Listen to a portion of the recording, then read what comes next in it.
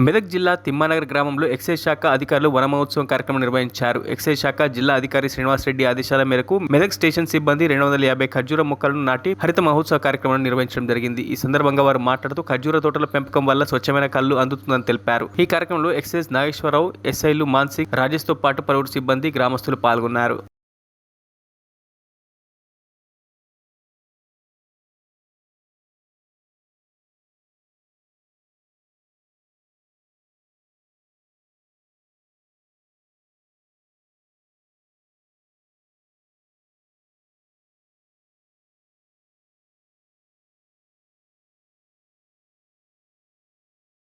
మరిన్ని అప్డేట్స్ కోసం మా ఛానల్ని సబ్స్క్రైబ్ చేయండి.